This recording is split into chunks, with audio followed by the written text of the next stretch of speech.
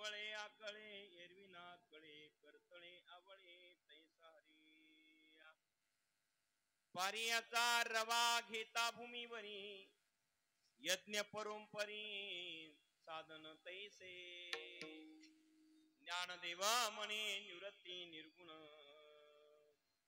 दिदले संपूर्ण माझे हाती हरिमुखे म्हणा पुण्याची गणना कोण करी पांडुरंगा करू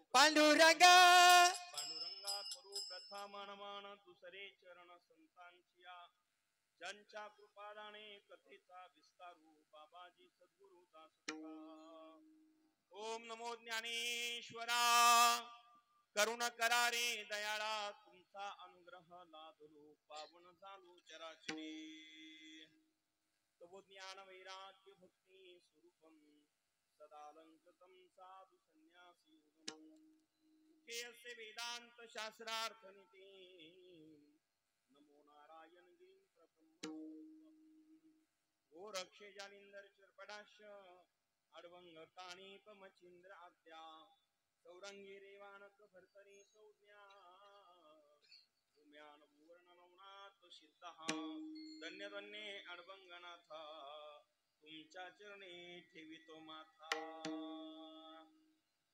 राम भरोसे राम बिनु राम राम बिसवा सुमिरन सुमंगल रे कुशल मागत तुलसी दास रे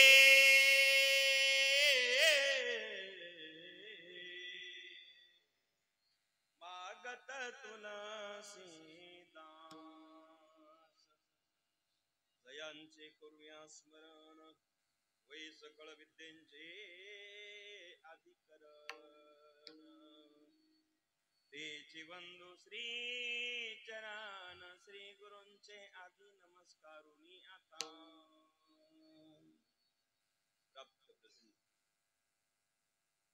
कीर्तन रूपी सेवेकरता निवडलेला बंधू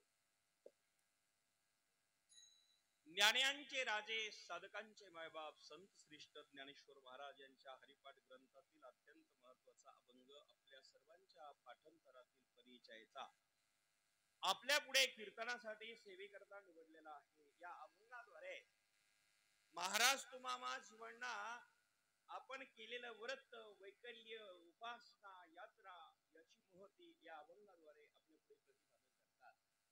तीर्थ व्रत नेम ही जी काही परंपरा सांगितलेली साधनानी आहे साधन आहे आणि जी ज्ञानोबरायांची परंपरा आहे ती जगातली सर्वश्रेष्ठ आहे. ज्ञानोबराय इथे सांगतात तीर्थ व्रत हे करत असताना हा जो नेम चालतो आहे तो कसा असला पाहिजे. तो भावनेने श्रद्धेने प्रेमाने जर असेल तर फलद्रूप होत असतो. नाहीतर मग जर भावना शुद्ध नसेल प्रेम नसेल अंतःकरणामध्ये तीव्र तळमळ नसेल तर वाह्याची उपाधी सुद्धा हा करू शकतो आणि म्हणून भावाशिवाय तो प्राप्त होत नाही. त्याकरता महाराज म्हणतात याच्या करता श्री गुरुची कृपा व्हावी लागते. तेव्हा परमार्थ आपल्याला घडून तो अखंड टिकतो आणि ते व्रत वैकल्य घडल्याशिवाय जीवन सफल होत नाही. अशा अर्थाचा अभंग आपल्या पुढे गायला विठाला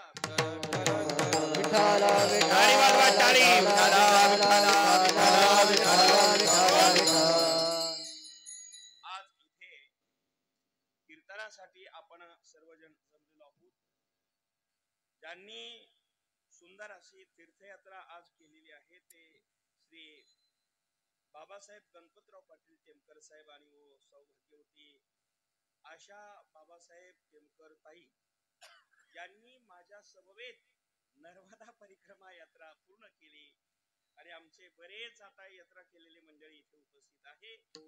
आदरणीय टेमकर साहेब आणि टेमकर ताईंनी नर्मदा यात्रा परिपूर्ण केल्यानंतर परिक्रमा आज सर्वप्रथम आमच्या ग्रुप मधल्या पैकी एक नंबरचा कार्यक्रम ज्यांनी हाती घेतला ते आदरणीय बाबासाहेब पाटील टेमकर साहेब आहे. यांना ते पुण्य प्राप्त झालेलं आहे आणि म्हणून ज्यांनी हा कार्यक्रम घडून आणला ते आपले आपले नम्रमध्ये अत्यंत तरुण तडफदार आणि कार्यक्षम व्यक्तिमत्व श्री अनुरुद्ध बाबासाहेब पाटील टेमकर आणि सौभाग्यवती प्रियंका अनुरुद्ध टेमकर, समस्त टेमकर पाटील परिवार, मग इथे जमलेले इष्ट मित्र सखे सोहिरे, आपण सर्वजण साहेबांच्या प्रेमामुळे इथे आवर्जून जमलेला आहोत. आपल्या सर्वांना धन्यवाद देतो आहे. मृदुंगाचार्य हरिभक्ती परायण श्री गुरुजी आमचे ज्ञानेश्वर महाराज काकडे मात्र आवर्जून आले. साहेबांच्या आग्रहामुळे त्यांना यावं लागलं. आश्रम सोडता येत नाही, पण तेही इथे आज उपस्थित झालेले आहेत. त्यांना धन्यवाद. ज्यांनी सुंदर अशी चाल गायली ते प्रेममूर्ती कैलास महाराज दुशिंग, तेही धावपळ करत इतक्या लांब आल्याबद्दल त्यांनाही, तुम्हाला वाटलं तर धन्यवाद. तर त्यांनाही धन्यवाद. त्यांना सुंदर चाल मदत केली ते अरुण महाराज आपल्या परिसरातले, सुंदर आवाज, त्यांनाही धन्यवाद.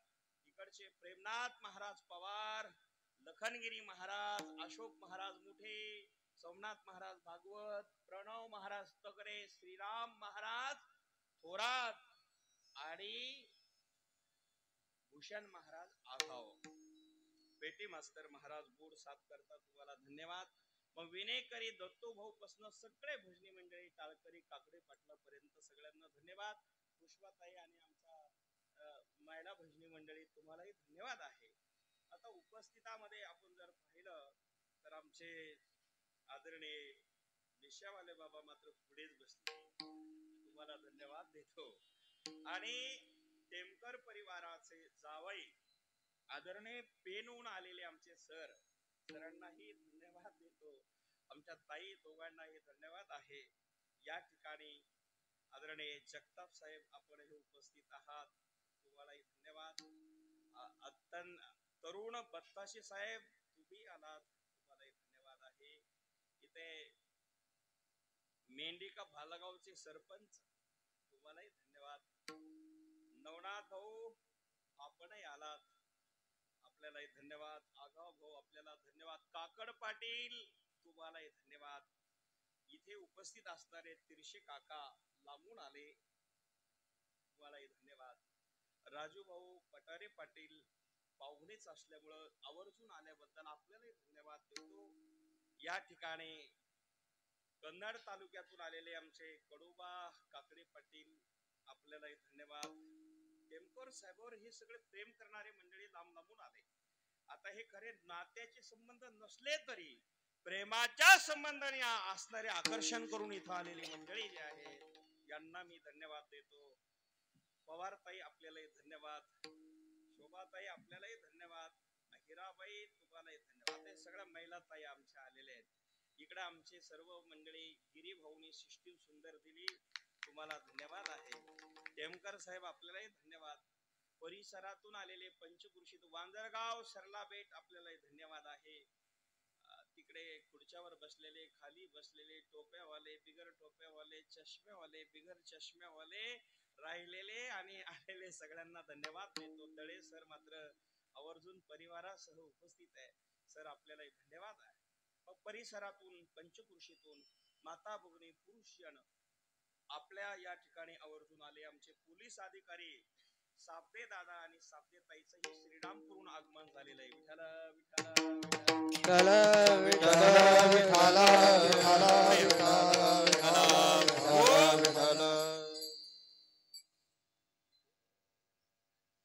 साबदे दादा करता मनापासून धन्यवाद. कैलास साहेब आपणही इथे उपस्थित झालात, साहेबांनाही आपल्याला धन्यवाद देतो. माता परिसरातील आलेले सर्व ज्यांची नावं घेतले त्यांनाही धन्यवाद. आणि जे राहिले चुकून असेल, धर्मनाथ महाराज तुम्हालाही धन्यवाद. तुम्ही चित्रीकरण करता दिसत नाही हो, जवळचे माणसंच राहून जातात बरं. कसं आहे, आपल्याला धन्यवाद. आता आलेल्या पैकी सर्वांना धन्यवाद देऊन आशु भाऊ सुरुवात करतो. तर या ठिकाणी सगळे भजनी मंडळी आपल्या मेंढीचे आहे, अलगाव आहे, सांगा ना जरा गाव. कोपेश्वर आले ना सगळे, थोडी राहिलं नाही ना. सगळ्यांना धन्यवाद. माय बाप्पांनो, गिरीभाऊनी वेळ दिल्याबद्दल तुम्हाला मनापासून. नाहीतर मग बास आणि टर्बन मध्येच कीर्तन जात समजा. माय बाप्पांनो, अभंग ज्ञानोबा रायांचा कीर्तनासाठी निवडला. या अभंगाद्वारे माऊली ज्ञानोबाराया काय सांगता आपल्याला इथे. ज्ञानोबारांची परंपरा जर पाहिली तर फार श्रेष्ठ आहे, फार ज्येष्ठ आहे ना, अत्यंत गोड आहे. कारण प्रत्येकाचे अभंग, प्रत्येकाची रचना, प्रत्येकाची भावना ही वेगळी वेगळी भिन्न भिन्न आहे. ज्ञानोबारांच्या वाङ्मयामध्ये भक्ती, ज्ञान, वैराग्य या सगळ्या गोष्टी वतप्रोत जरी भरल्या असेल, पण शेवटी गुरुविषयी कृतज्ञता जी व्यक्त केली ती संत ज्ञानोबारायांनी आपल्या गुरुविषयी प्रेम व्यक्त केली. तुकाराम महाराजांची भाषा जर पाहिली तर खडतर आहे, फार तेजस्वी आहे, वैराग्याची आहे. चरित्रा समवेत वाङ्मय ज्यांचा असेल त्यांचं नामदेवराय म्हणतात. प्रेम वर्त वैकल्य साधना करणार वाङ्मय कोणाचा असेल तर ते नाथ महाराज आहे. पण गुरुविषयी कृतज्ञता ज्यांची आहे ते मात्र ज्ञानेश्वर महाराज. बरं का ओमने सर, आता ओमने सर राहिले ना, ओमने सर आवर्जून ते असंच होतं बघा, जवळचे माणसं राहून जातात आणि ते जवळचेच राहतात. बरं कधी आपले आई वडील असतात ते जवळचे, आपले पाहुणे असतात ते जवळचे असतात, माणसं दुसरे सांगत बसतात पण आपले राहून जातात. असंच असतं जीवनामध्ये. आई वडिलाचे उपकार अगणित असतात, आपल्या जवळच्या माणसाचे अगणित उपकार असतात, पण माणसं त्याची जाणीव ठेवत नसतात छोट्या छोट्या गोष्टीमुळे, आणि माणसं माणसाला विसरून जातात. हा धर्म मनुष्याचा आहे. संत मात्र त्यांना वेळोवेळी जागी करतात, सावध करतात आणि सन्मार्गाला लावण्याचा प्रयत्न करतात. विठ्ठल सर्व संतांचं वाङ्मय पाहिलं, अनुभवलं तर हे वेगळं वेगळं आहे.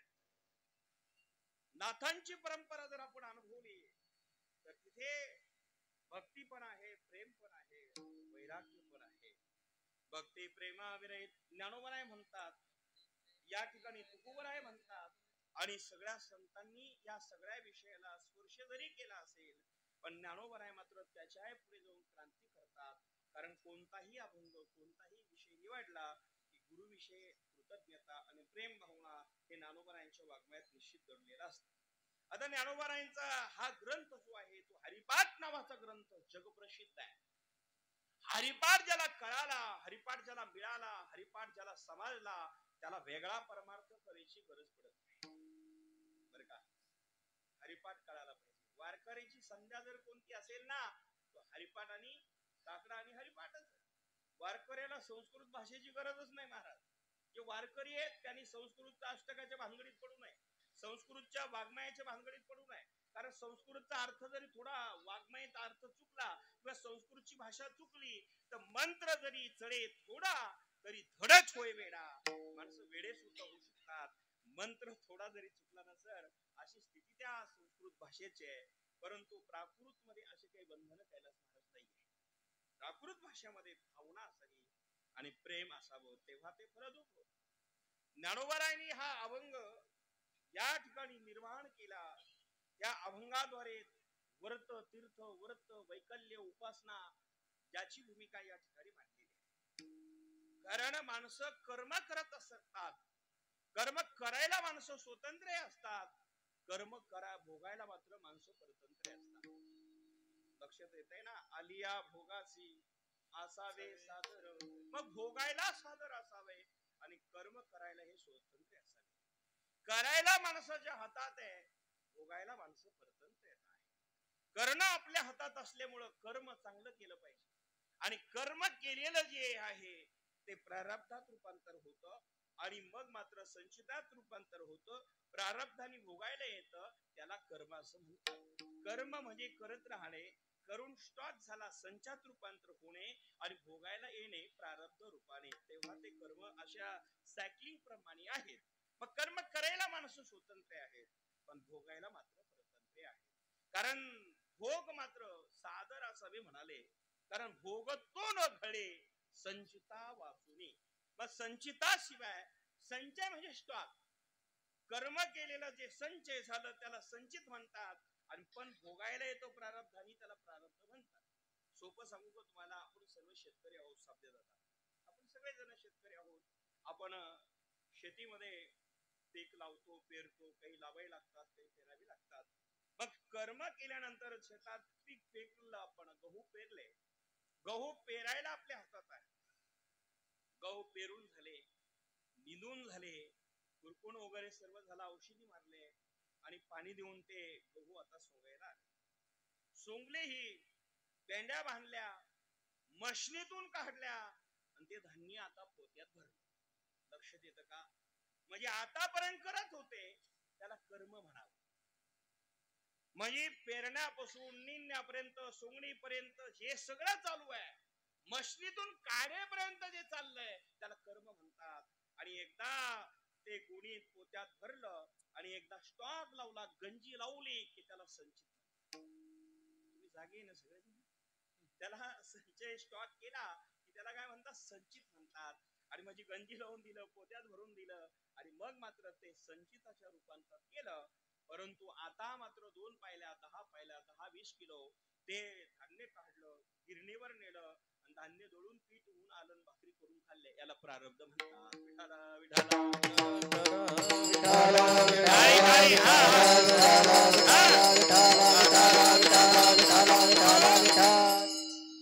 करत राहणे ते कर्म आहे, स्टॉक रूपाने जमा होणे ते संचित आहे आणि धान्य दळून आणून भाकरी करून खाणे याला प्रारब्ध म्हणतात. अशाच प्रकारे माय बापांनो ते प्रारब्ध. मग प्रारब्ध माणसं जे करत असतात, प्रारब्धाची जी परंपरा आहे,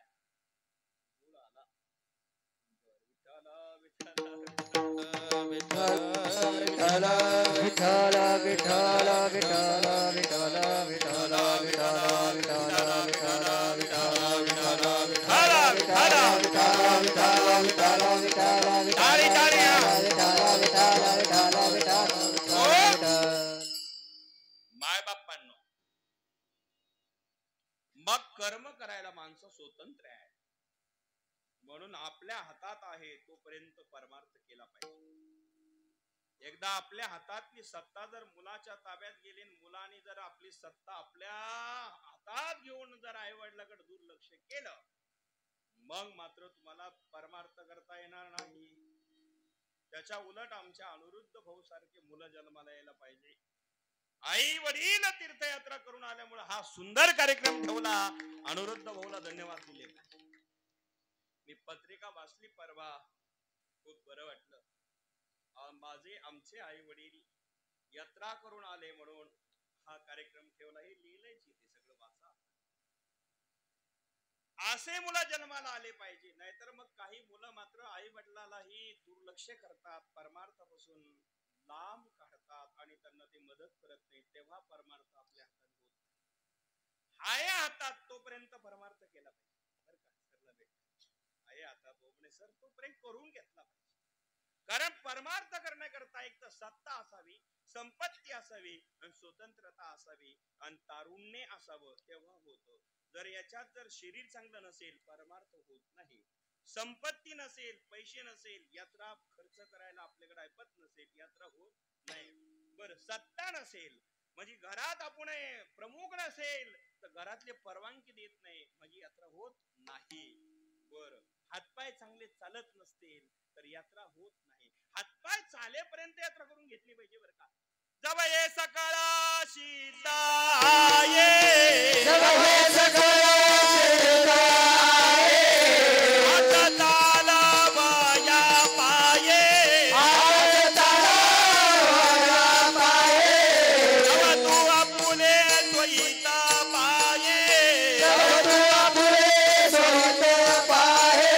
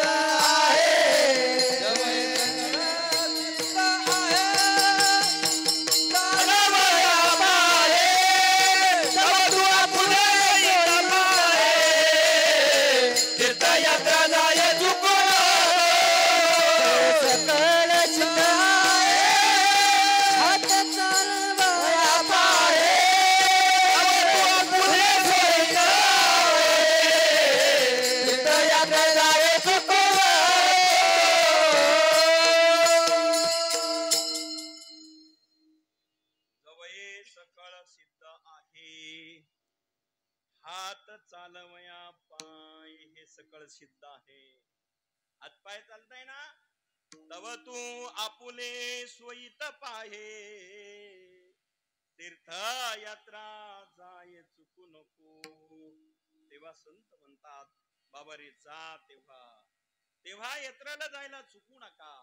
आणि म्हणूनच आमच्या टेमकर साहेबांनी ताईंनी विचार केला असावा, अरुणगिरी बाबा चाललंय ना, आता आम्ही करून बर का. अत्यंत सुंदर यात्रा पार पडली आणि ते माझ्या समवेत झाले. हा दुग्ध शर्करा योग. कदाचित उद्याही गेले असते, पण आम्हाला 15 दिवस वेळ काढणं आश्रम सोडून शक्य नाही. ते जमलं सगळ्यांना. संतांच्या संगतीतच यात्रेला गेलो पाहिजे. हातपाय चालते तोपर्यंतच गेलो पाहिजे. आणि एकदा जर हातपाय थकले की यात्रा होत नाही. कारण हिमालयाची यात्रा करायची तर कशी यात्रा होणार आहे? हातपाय चांगले असावे, शरीर ठणठणीत असावं, तेव्हा ते शक्य होत. आणि यात्रा करायची असेल तर संगत सुद्धा संतांची असावी. यात्रेला गेल्यानंतर नामस्मरण करावं. यात्रेला गेल्यानंतर भगवत चिंतनात रमून जावं. यात्रेला गेल्यानंतर प्रपंचातल्या गोष्टी विसरून जाव्या आणि तीर्थामध्ये मग्न होऊन आनंद निर्माण करून घेतलेला तो सदैव भोगावा. तेव्हा ती यात्रा सफल होईल. जर आमची वृत्ती नसेल, चित्त नसेल, तर मग ते परमार्थ घडणार. कारण माणसं जातात जरी देवाला, पण लक्ष मात्र घरी असतात. बरं का. एरवी माणसं देवाला जात नाही असं नाही, जातात, पण जरी देवाला गेले तरी मुलाला सांगितलं नव्हतं लाईट टिकत नाही हो, पाणी वेळेवर भरलं पाहिजे. म्हणजे पाण्याकडे लक्ष गेलं आणि देवाला गेले, काय उपयोग झाला? चित्त नाही नामी तरी चित्त नाही नामी करते, चित्त नाही नामी करते. त्रिवेणी संगमी नाना तीर्थ भ्रमी, त्रिवेणी संगमी नाना तीर्थ भ्रमी, त्रिवेणी संगमी नाना तीर्थ भ्रमी, त्रिवेणी संगमी नाना तीर्थ भ्रमी, त्रिवेणी संगमी नाना तीर्थ भ्रमी, त्रिवेणी संगमे नाना तीर्थ भ्रमे, त्रिवेणी संगमे नाना तीर्थ भ्रमे, त्रिवेणी संगमे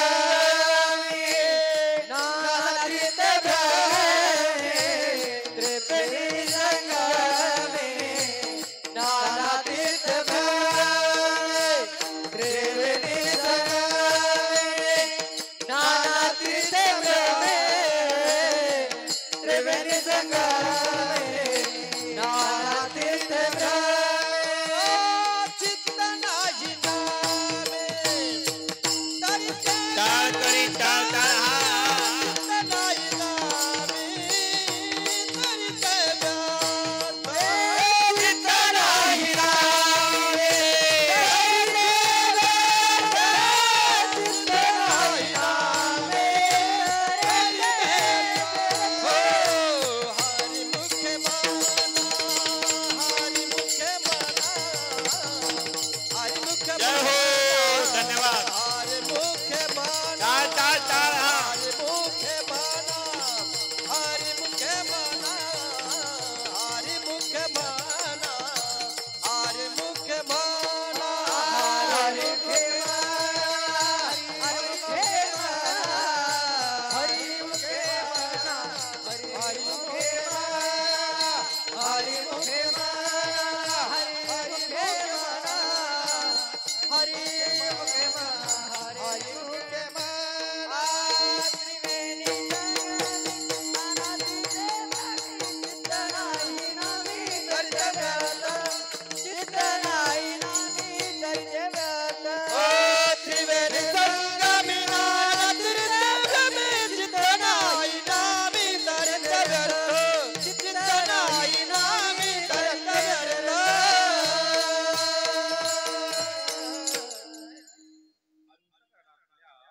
चित्तवृत्तीवर ते अवलंबून असतं. म्हणून त्रिवेणी संगमी नाना तीर्थ भ्रमी, एक नाही, दोन नाही, 10, 20, 5, 50 नाही तर अनेक प्रकारचे नाना तीर्थ त्या त्रिवेणी संगमावर आरूढ झालेले आहेत. तीर्थराज प्रयाग या जगातल्या सगळ्या तीर्थाचा राजा आहे. पण तिथेही जाऊन जर आम्ही प्रपंचात रंगून जात असेल आणि संसारातच लक्ष देत असेल तर ज्ञानोबारायला म्हणावं लागलं, चित्त नाही नामी तरी ते व्यर्थ. बर का, ते व्यर्थ आहे. नामावर चित्त नसेल तर ते चित्त जर भगवंताकडे नसेल तर त्रिवेणी संगमावर जाऊन देखील त्या ठिकाणचं तीर्थ हे निष्फळ होत आहे. विचार करा, आम्ही यात्रा करत असताना, व्रत करत असताना, वैकल्य करत असताना, उपासना करत असताना काही मर्यादा सांगितलेल्या आहेत. काही माणसं दिंडीत जातात, किती चांगली गोष्ट आहे. आमच्या वारकऱ्याची सोपी यात्रा म्हणजे पंढरपूरची वारी आहे. बरं का, त्याला पैसेच लागत नाही. आमचा गरीबाचा देव कोणता आहे? पांडुरंग. बाकीच्या कुठल्याही देवाला घ्या, त्याच्याकडे माल आहे, त्यालाच पोचता येईल तिकडे. पण पांडुरंगाच्या बाऱ्यात मात्र काय असलं काय नसलं काय तरी ते आपलं डोकं त्याच्या पायावर ठेवता येतं. हा गरीबाचा देव आमचा पांडुरंग आणि सगळ्यात मोठा देव पांडुरंग आहे. पण त्या यात्रेला माणसं जातात, भजन करतात, भक्ती करतात, नामस्मरण करतात, संत त्या चिंतनात रंगून जातात. पंढरीची वारी काय सुंदर आहे महाराज. गेलं पाहिजे बरं का, गेलं पाहिजे, पंढरपूरला गेलंच पाहिजे. जन्माला आले ना तुम्ही, पंढरपूरला गेलं पाहिजे. तुका म्हणे जाय एक वेळा पंढरी, जाय वेळा पंढरी, तयाची ये गरी ये मनाही, तयाची ये गरी ये मनाही. जय हो.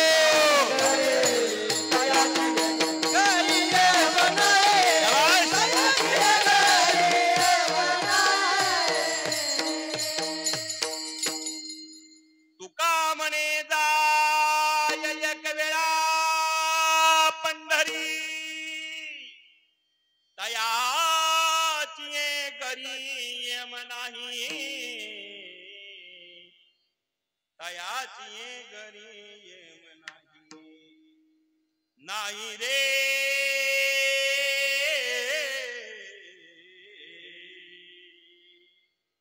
तयाची गरी, त्याच्या घरी येत नाही. कोणाच्या घरी? जो पंढरपूरला जातो त्याच्या घरी. आता जे गेले नसतील जाशाल ना, जाल का नाही? हो की नाही? गेलं पाहिजे, पंढरपूरला गेलं पाहिजे, पांडुरंगाचं दर्शन घेतलं पाहिजे. आमचे टेमकर साहेब आणि ताई तर आता यंदा पदयात्रा केली माझ्या. या आदरणीय मेजर मुळे साहेबांचे या पुढे या. विठाला विठाला आदरणीय मेजर मुळे साहेब आणि मुळे ताईचं हे आगमन झालं. आमच्या यात्रेतलं ग्रुप हा सगळे आले. अशोकराव कोणीच राहिले नाही. आता या साहेबा करता धन्यवाद. देशाची सेवा कळी इकडे आता आमच्या सेवेत रुजू झाले. बस विठाला विठाला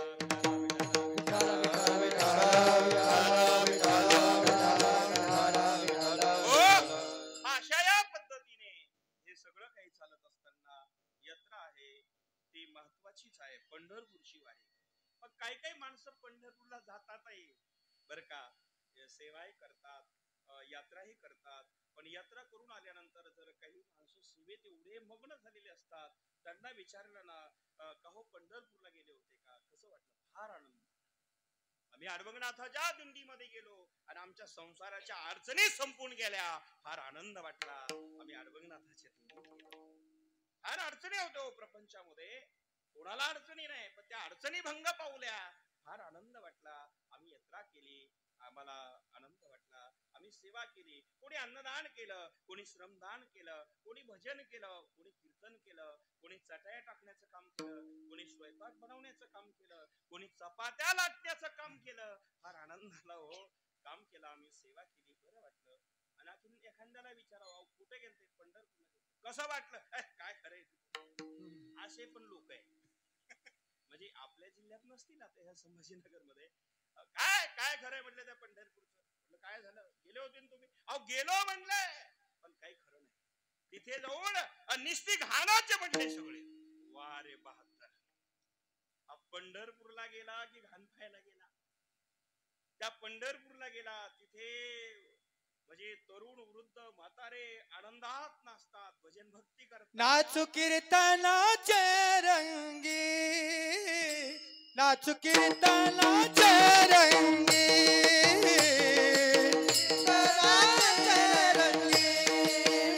नाचू कीर्तनाचे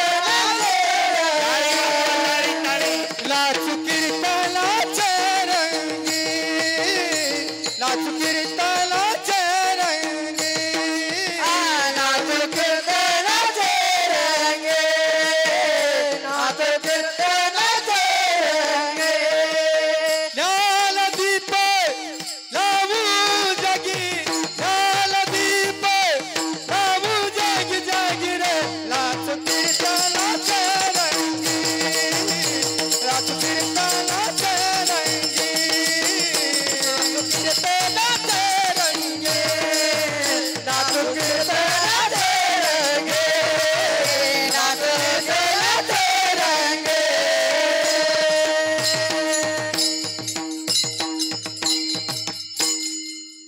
एकदम वाजवा यांच्या करता टाळ्या टाळ्या.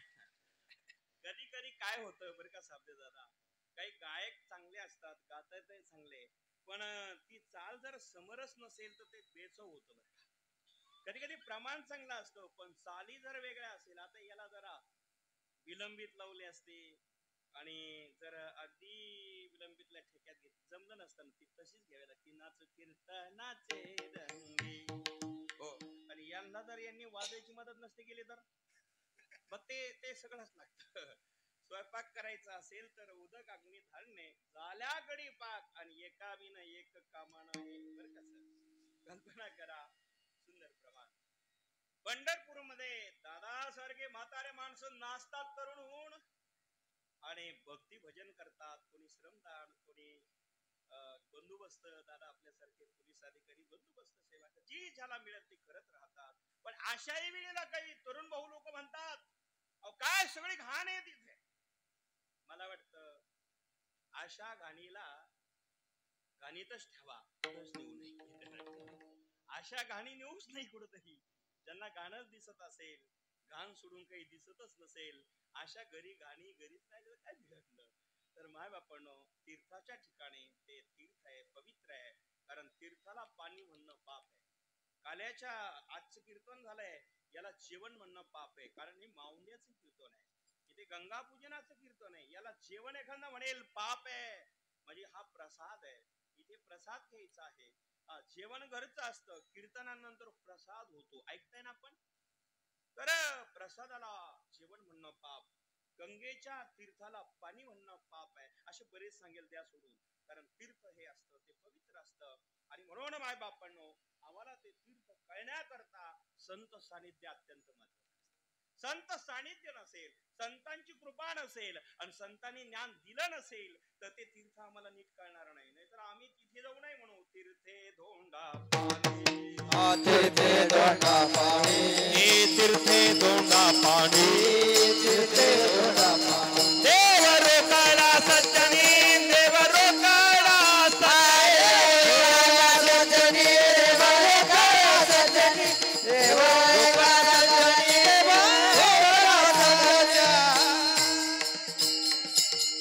म्हणजे जर कदाचित संत सानिध्य नसेल तर तीर्थाला आम्ही पाणी म्हणणार, मूर्तीला दगड म्हणणार, काय उपयोग होणार यात्रा करून. म्हणून संतांच्या सानिध्यात यात्रा केली, आणि यात्रा केली तर मग मात्र आम्हाला स्थान महात्म्याची महती कळते, आणि स्थान महात्म्याची महती कळली की अंतःकरणामध्ये तीव्र तळमळ निर्माण होते, आणि तेव्हा ब्रह्मानंदाची प्राप्ती होत असते. विठ्ठल विठ्ठल विठ्ठल विठ्ठल विठ्ठल विठ्ठल विठ्ठल विठ्ठल.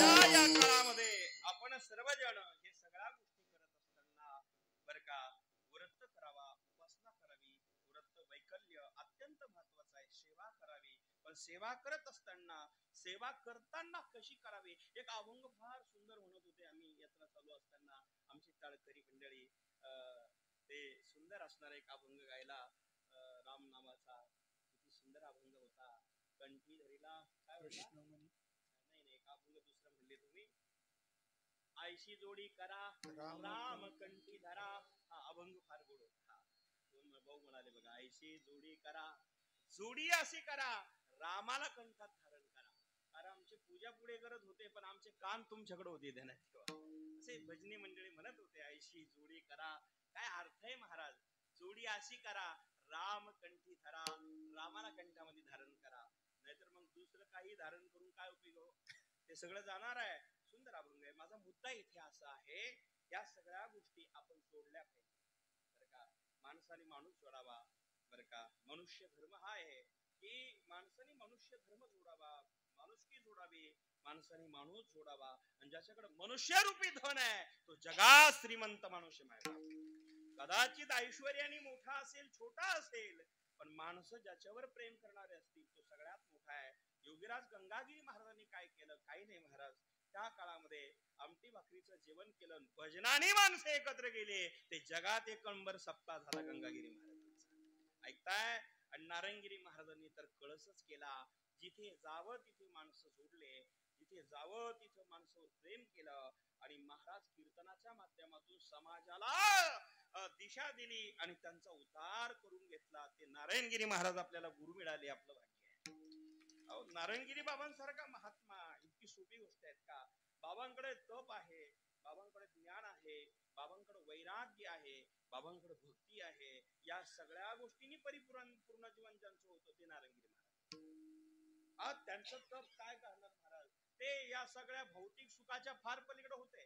आपल्याला परमार्थ करायचा असेल तर मंडप चांगला लागतो, आपल्याला बसायला चांगलं लागतं, माईक चांगला लागतो, वाजवणारे चांगले लागतात, गाणारे चांगले लागतात, आणि खाणारे सुद्धा चांगले लागतात, स्वयंपाक सुद्धा चांगला लागतो, तेव्हा कार्यक्रम चांगला होतो.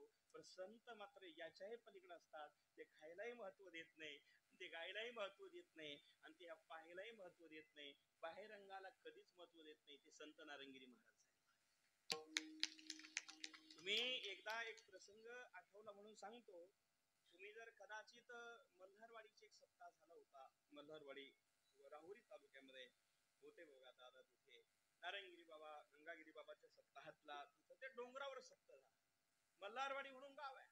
महाराजांच्या मनात आलं, मंडपातून बाजूला गेले आणि डोंगरावर जाऊन उभारून कीर्तन केलं. जशा गुळाला मुंग्या लटकतात ना, तशा आजूबाजूला माणसं लटकली होते त्या डोंगराला. काय आनंद होता. माईक नाही, सिस्टीम नाही, ते सगळं सोडून दिलं आणि उन्हात जाऊन कीर्तन सुरू केलं. राम कृष्ण हरी, जय जय राम कृष्ण हरी, जय जय राम कृष्ण हरी,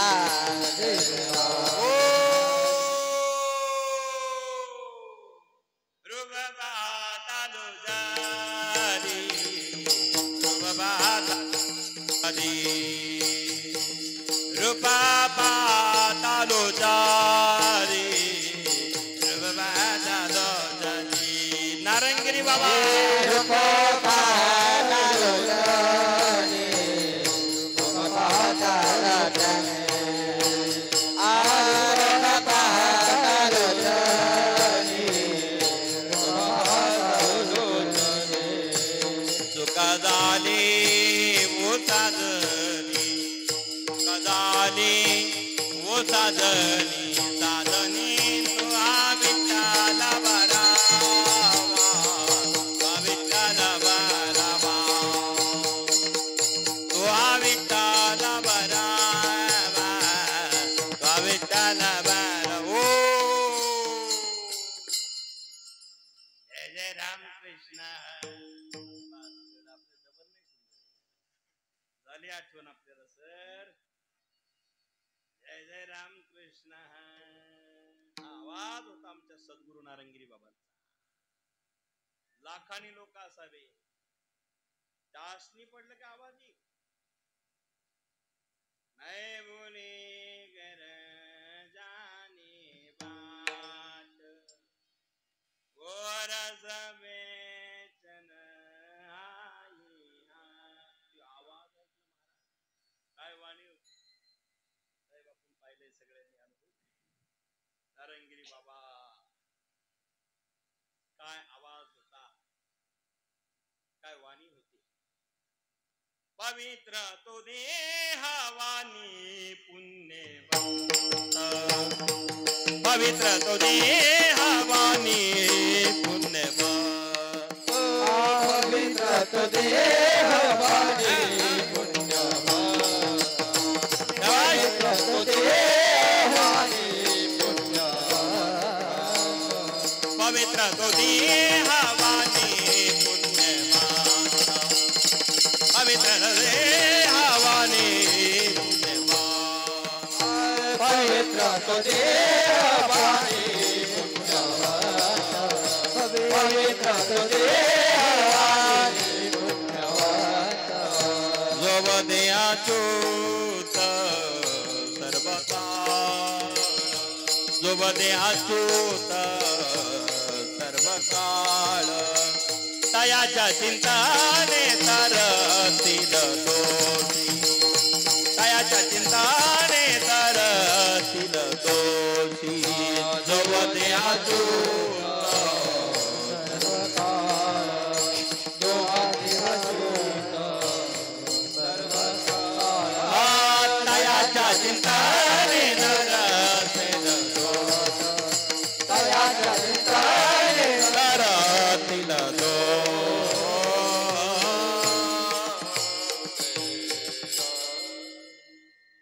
नारायणगिरी बाबा पवित्र तो देह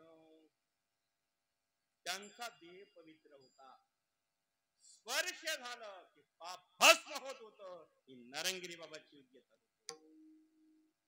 पवित्र तो देह वाणी पुण्यवंत वाणीतून एक वाक्य बाहेर पडलं ब्रह्मवाक्य होत नारायणगिरी माणसाचं जीवनाचं कल्याण होऊन जात आणि म्हणून त्या संतांचं नाव घेतलं तर तयाच्या चिंतने करतील दोषी जळतील राशी पातकांच्या त्यांच्या नावाने पाप संत त्यांच्या नावाने देवाची प्राप्ती होते आणि त्यांच्या नावाने यम घाबरतात तुकाराम तुकाराम तुकाराम तुकाराम तुकाराम तुकाराम तुकाराम तुकाराम नाम घेता कापयम नाम घेता कापयम नाम घेता कापयम नाम घेता कापयम नाम घेता कापयम नाम घेता कापयम तुकाराम तुकाराम नाम घेता कापयम नाम घेता कापयम नाम घेता कापयम तुकाराम नाम घेता कापयम नाम घेता कापयम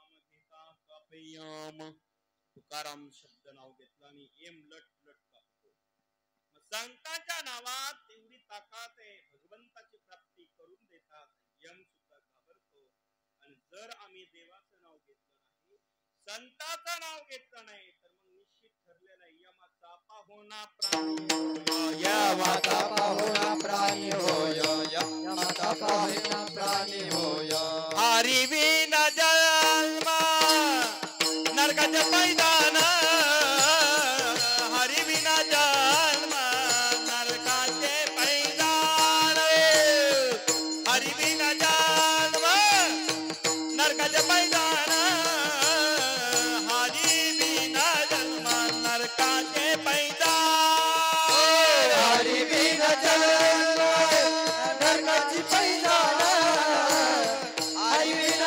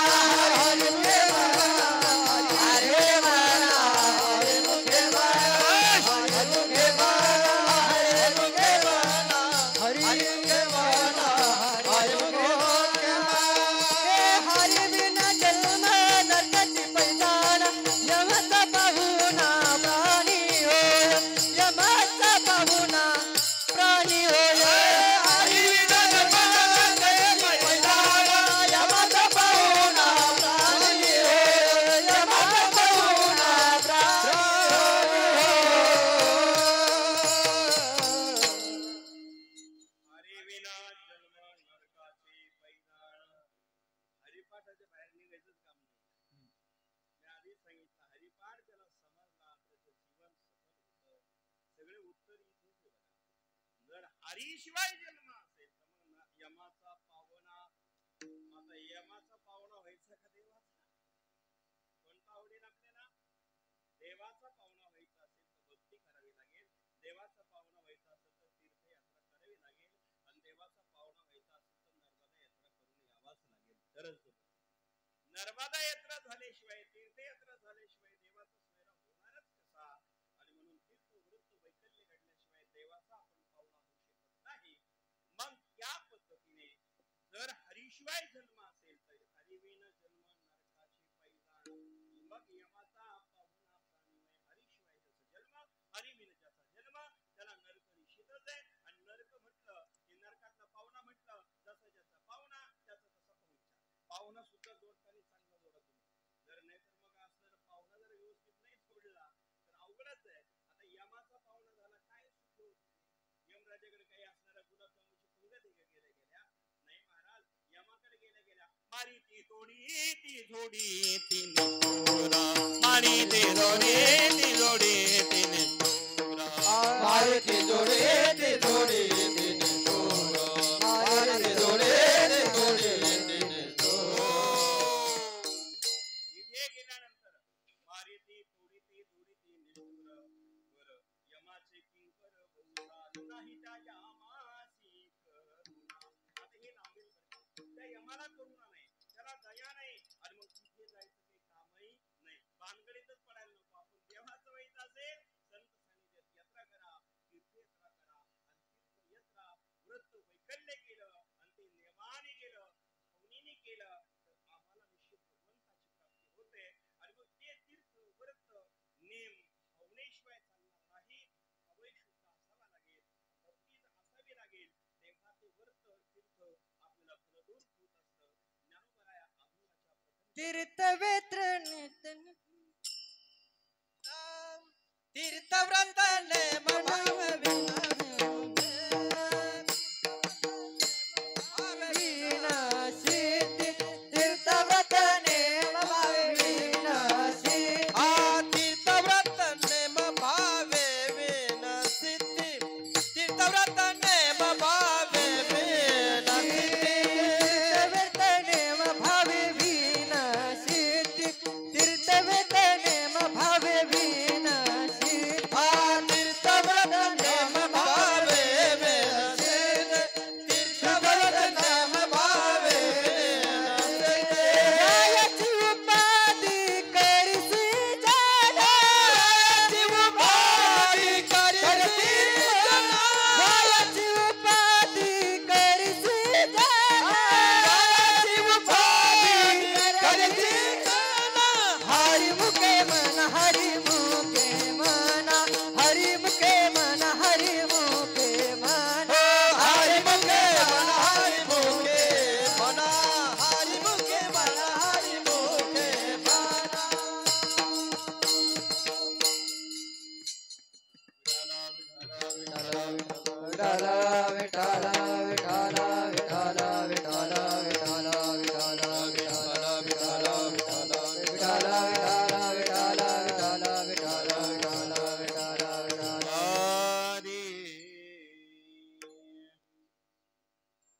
तीर्थाव्रत नेम भावे विनाशिती.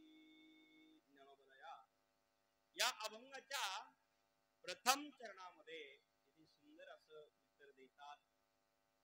तीर्थ आहे, व्रत आहे, ते तीर्थ आणि व्रत यातले गुण आपल्याला कळले.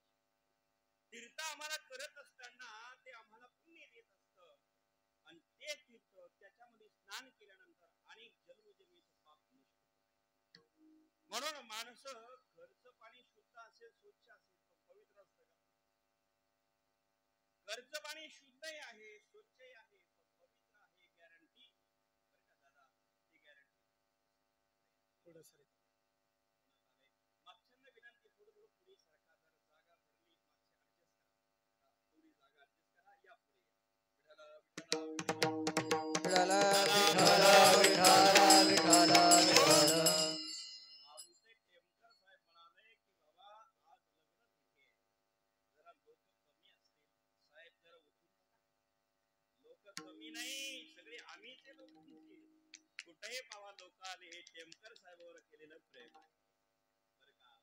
आणि टेमकर साहेबांचं कार्य चांगल्या असल्यामुळे आज लग्न तिथी असूनही आपण इथे एवढे जण आहे. जर लग्न तिथी नसती तर जागा पुरली नसती साहेब. आणि बरोबर आज आपण सर्वजण इथे उपस्थित आहोत. बहुसंख्येने सर्व ज्येष्ठ श्रेष्ठ मंडळी सर्वांना धन्यवाद.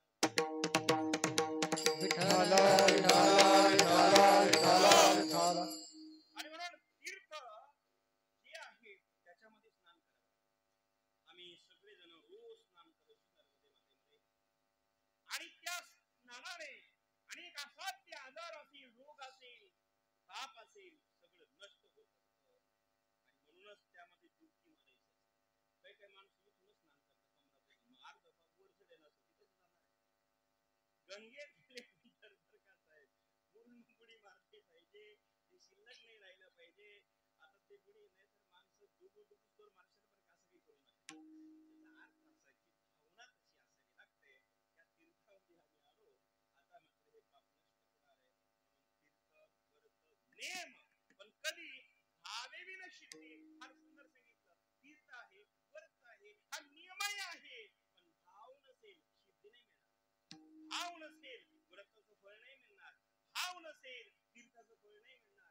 भाव नाही तर माणसं दिंडीत जातात, दिंडीत 15 दिवस भजन करतात, भक्ती करतात, पण संध्याकाळी झोपायला जागा नाही मिळाली तिथंच भांडण करतात. अरे काय बाबा हा, अरे कुठे पडायचं, सकाळी निघायचंय पुढे जाऊन, एक दिवस पुन्हा घरी यायचंय, तरी पण जागेवरून भांडणं करणारे माणसं सुद्धा परमार्थात पाहिजे असे काही असतात. आणि म्हणून ती साधना फलद्रूप होत नाही. तेव्हा भावना जर गलिच्छ असेल, भावनेमध्ये मलिनता असेल, तर तेव्हा ते तीर्थ आपल्याला फळ देत नाही. म्हणून भावेविन सिद्धी, भावनेशिवाय ते सिद्धीला जात नाही. आणि म्हणून तीर्थात गेल्यानंतर कमी जास्तपणा होणार आहे, खानपाना मागे पुढे होणार आहे. कारण आपण त्याच्यात जर गेलो, आपण आलो कशा करता, मूळ विचार जर विसरून गेलो तर फळ कसं भेटणार आहे. मूळ उद्देश आहे देव भेटावा, मूळ उद्देश आहे भगवंताची प्राप्ती व्हावी. आणि आजच्या कलियुगामध्ये आपल्याला 12-12 वर्ष तप करायला कुठे वेळ येऊ कोणाकडे. लोक 12 तास जणू काढीत नाही. 12 वर्ष कसं करणार आहे. अडबंगनाथाने 12 वर्ष केलं, तो काळ गेला. आता 12 दिवस सुद्धा अवघड आहे तीर्थ काका बर का. तर आपल्याला एवढा वेळ नाही. आता जे काही उपासना व्रत वैकल्य आपल्याकडनं घडत आहे, हीच तपश्चर्या कलियुगामध्ये सांगितलेली आहे. मग ही थोडी जरी घडली तर जास्त बहुतुलूक आपल्याला बहुसंख्येने प्राप्त कशी होते आणि फलद्रूप कशी होते, त्यामध्ये नामाची चिकित्सा असावी लागते. नाम असावं लागतं आणि ते शुद्ध भावनेने घेतलेलं असावं लागतं. हा नियम जो करतो आणि ते व्रत करून तीर्थयात्रा करतो, मग त्याला सिद्धी प्राप्त होते. नाही तर मग भावनेशिवाय ते जमत नाही. तीर्थ व्रत नेम भावेविन सिद्धी. आणि वायाची उपाधी करिशीलना. नाहीतर मग सिद्धीला जायला भावना नसेल तर उपाधीची की नाही. मी यात्रा केली, मी तप केलं, मी 12 वर्ष साधना केली, मी 15 वर्ष, हे जर घमंड अहंकार निर्माण झाला, भगवंत भेटणार नाही. अहंकार गेल्याशिवाय भगवंत भेटत नसतो. अभिमान गेल्याशिवाय भगवंत भेटत नसतो.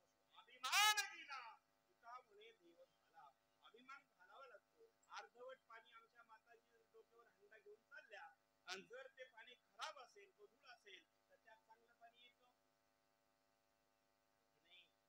भुका लागलेले आहेत मला माहिती आहे. तुम्ही कल्पना करा, अर्ध हंड्यातलं पाणी ते खराब झालं सापडेदारा, अर्ध पाणी खराब असेल आणि ते गढूळ असेल, त्याच्यात चांगलं घातलं तर चांगलं होईल का खराब होईल.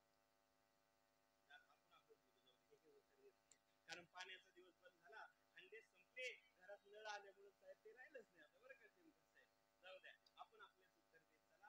आता नळाने पाणी आणलं ना, श्रीलक्ष्मी आणलं पाणी, शेती सोन्यावानी, बस आता झालं ते. आता इकडे काही राहिलं नाही. ते आता नवीन आधुनिक टेक्नॉलॉजी आहे. असो बरं का सर, माझा मुद्दा काय चालला, काय चालला ऐकताय ना. अर्ध जर चांगला असेल, खराब असेल, त्यात चांगलं घेतलं तर खराब होईल का चांगलं होईल. खराब होईल. जाऊ द्या, म्हटलं मला तुमचं म्हटलं. आता दुसरं सांगतो, एक डबाभर गावरान तूप आहे. डबाभर गावरान तूप मिळत नाही खायला बरं का. 1 किलो मिळत नाही. आता 15-20 किलो कुठं राहिलं. पण समजा कल्पना करा, एक डबाभर गावरान तूप आहे. प्रेम महाराज, पण गावरान तूप जर त्या ठिकाणी एक डबाभर असेल आणि त्याच्यात 2 चमचे जर घासलेट टाकलं तर सगळे मग वास त्याला तुपाचा लागेल का घासलेटचा गिरी वाहू म्हणजे डबाभर जरी तूप असेल पण चमचे 2च असतील ते चमचेच फार विचित्र असतात ते चमचे थोडे जरी असले तर काय डाग लावून जातील सांगता येत नाही ते चमचे जे आहे ना म्हणजे राखेलचे दुसरं काही घेऊ नका ते चमचे राखेलचे बाहेर 2 जरी असले तरी डबाभर तूप खराब केल्याशिवाय राहत नाही म्हणजे नास्तिक थोडे जरी असले आस्तिकाला डाग लावल्याशिवाय राहत नाही यांची संगत करू नका मूर्खाचा मालक होण्यापेक्षा सज्जनाचा दास होऊन राहा कल्याण झाल्याशिवाय राहणार नाही मूर्खाचा मालक जरी झाला तर कधी तोले खावा लागेल हे सांगते म्हणून बरं का मूर्खाचा मालक होण्यात आनंद नाही सज्जनाचा दास होण्यात आनंद आहे म्हणून भगीरथ का पुंद भला क्या करे खंदन का पाणी भगीरथ का पुंद भला क्या करे खंदन का पानी संतन की दासी भले क्या करे राजा की रानी रे क्या करे राजा की रानी भागीरथ नदीचं एक थेंब जर असेल तलावावर पाणी आणलं तरी त्या थेंबाची बराबरी करू शकत नाही राजाची राणी असेल संतांच्या दासीची बराबरी करू शकत नाही राजाच्या राणीला हे लोक सुख आहे पण संतांच्या दासीला परलोक सुख आहे म्हणून संतांचं वैशिष्ट्य आहे भगीरथ नदीचं तीर्थाचं वैशिष्ट्य आहे पाण्याचं नाही म्हणून माय बापांनो काही असू द्या ते नेम आमच्या जीवनात जोपर्यंत घडत नाही तोपर्यंत भावना शुद्ध होत नाही तोपर्यंत भावाशिवाय देव भेटू शकत नाही भाव बळ्या कळे रविना कळे भाव बळ्या कळे रविना कळे भाव बळ्या कळे रविना कळे भाव बळ्या कळे रविना कळे बाबा बळ्या Bye.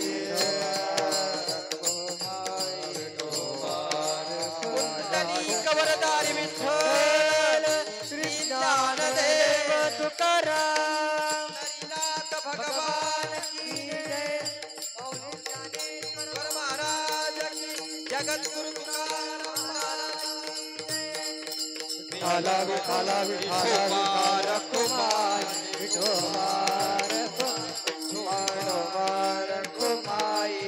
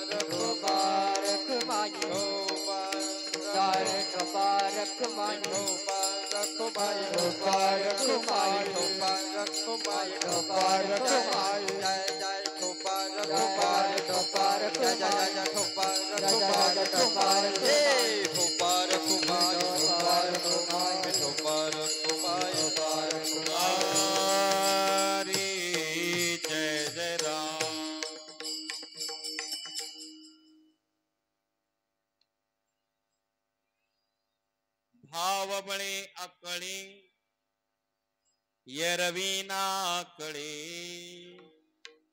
करतळे आवळे पैसा हरी। भगवान परमात्मा भावनेशिवाय प्राप्त होऊ शकत नाही। जीवनामध्ये भाव महत्वाचा आहे आणि भावनेने तो देव प्राप्त होत असल्यामुळे भाव अत्यंत महत्वाचा आहे। आता बाकीचे सत्कार कीर्तनानंतर करा सगळेजण अगदी 10 मिनिट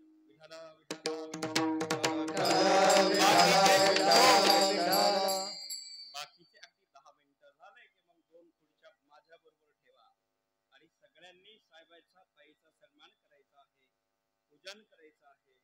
चिरंजीव वाद्य पूजा करतील अनिरुद्ध दादा 2 खुर्च्या ठेवा। नंतर वाद्य पूजा आई वडिलांची आणि अगदी 10 मिनिटात कीर्तन संपलं. भोका लागल्या.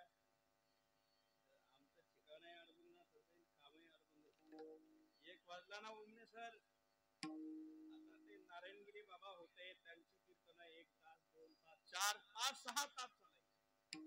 आपलं कीर्तन ही नेमात व्हायला पाहिजे लांबायला नाहीतर आपलं जर लय लांबलं तर एक माणूस असा होता समजे दादा कीर्तन चालूच होतं एका कीर्तनकारांना जर जास्तच लांबलं इतका वैतागला कीर्तनात नेमकी पुढे येऊन बसेल त्याला उठता येईना मागे जाता येईना काय करावं कळेना शेवटी तो कंटाळा त्याला बसायचं अवघड होतं पायाने बसता येत नव्हतं त्यांनी शेवटी एक पाय लांबून दिला असा पाय लांबला तरी कीर्तनकाराचं कीर्तन आठवायचंच का तरी ते कीर्तनच शेवटी त्यांनी विचार केला काय करावं राजू भाऊ आता तरी कीर्तन संपेना पाय लांबलेला आहे शेवटी त्यांनी तो पाय आखडला दुसरा पाय लांबला तरी कीर्तन चालूच काय आता काय कळेल ना त्याला शेवटी कीर्तन काही संपेना त्याला उठता येईना शेवटी त्यांनी दोन्ही पाय वर केले मुंडक पायात घातलं एवढ्या लांबेपर्यंत कीर्तनकारांना तरी कशाला करावा तर आमचे नारायणगिरी बाबा एक संत जगात झाले त्यांच्यासारखे संत पुन्हा होणार नाही मला 5-5 6-6 तास कीर्तन काय आवाज पुन्हा कसं कीर्तन आणि ती तशी योग्यता जगात कोणातच निर्माण होणार नाही आपले 2 तासाची बरी आहे भूक लागलेली आहे आता सोडून देतो अगदी 5-6 मिनिटात अभंगाचा 2 चरणाचा भावार्थ नीट आहे का काय सांगत होतो कीर्तन कीर्तन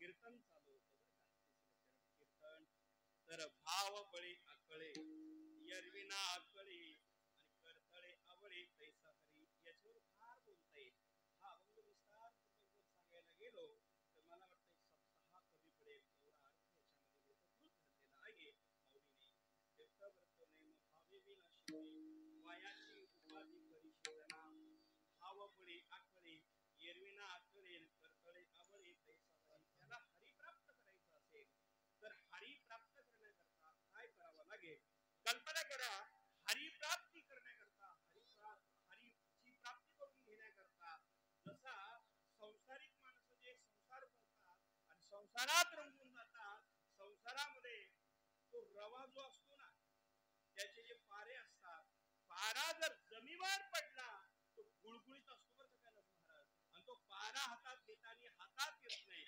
गुळगुळीत असतो आणि पार्याचा रवा हातात घेता येत नाही लवकर जमत नाही तसे अन्य साधन करायला गेले तर भगवंत लवकर प्राप्त होत नाही पार्याचा रवा घेत भूमीवर पार्याचा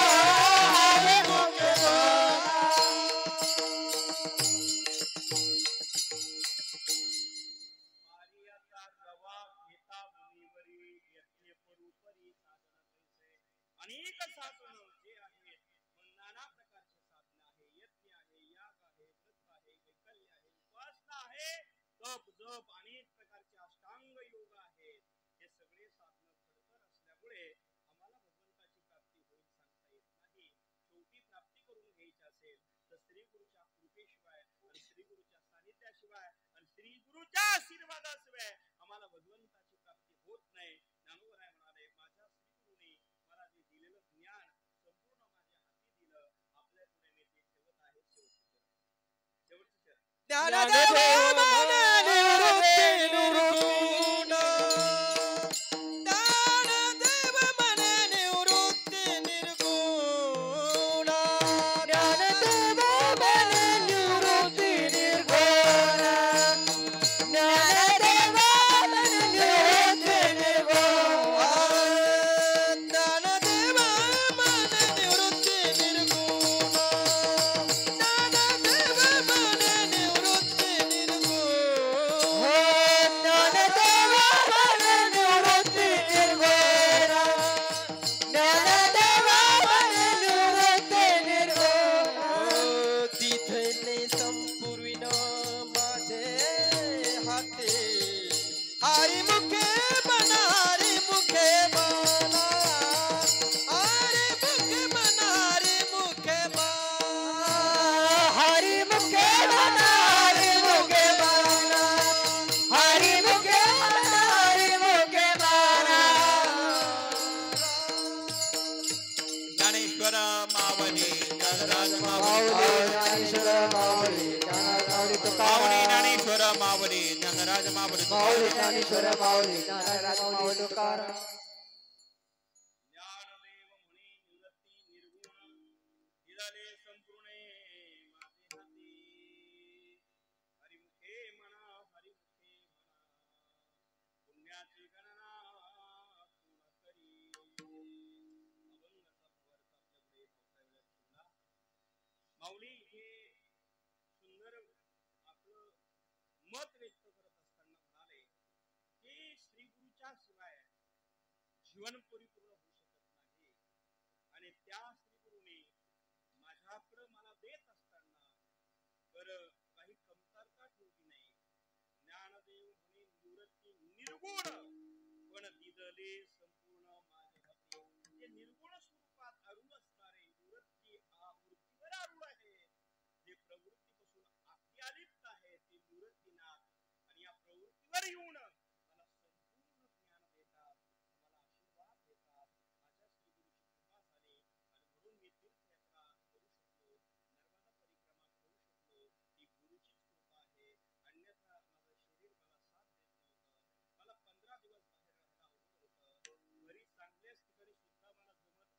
परमार्थ नव्हता पण त्या यात्रा करणं अवघड होतं पण आनंदात झाला कशामुळे झाला असेल तर संपूर्ण दिदले माझ्या हाती कृपा केली आणि त्यांनी दिलंय जीवन धन्य झाला अशा अर्थाचा अभंग आपल्यापुढे ठेवला आज सन्माननीय श्री बाबासाहेब गणपतराव पाटील टेमकर साहेब आणि आदरणीय आमचे टेमकर ताई ज्यांनी माझा समवेत नर्मदा परिक्रमा यात्रा पूर्ण केली आणि आज तदनिमित्ताने त्या नर्मदेचं पूजन या ठिकाणी करण्यात आलेलं आहे आणि सर्वांच्या उपस्थितीमध्ये हा सुंदर गोड कार्यक्रम आमच्या अनिरुद्ध भाऊंनी आयोजित केल्याबद्दल मी मनापासून अशा अनिरुद्ध भाऊंच्या चिरंजीवाला मनापासून धन्यवाद देतो कारण पुत्र बाबा ऐसा गुंगा ज्याचा तिन्ही लोकी झेंडा चांगला झेंडा लावणारे मुलं हे फार कमी असतात आणि म्हणून अशी सेवा आई वडिलाची अनिरुद्ध भाऊला त्यांची कंटिन्यू अविरत करत राहावी आणि त्यांना भगवान परमात्म्याची भक्ती प्राप्त व्हावी भक्ती करत राहावी त्यांच्या हाताने चांगलं काम व्हावं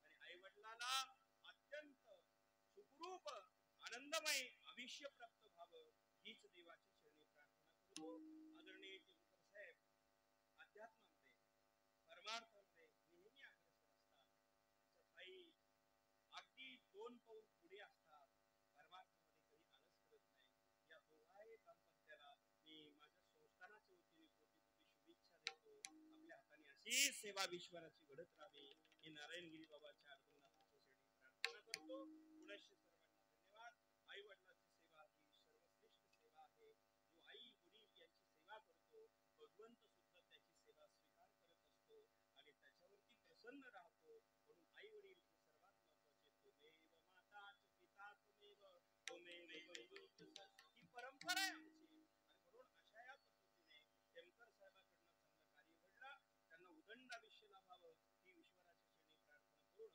माझ्या वाणीला विराम देतो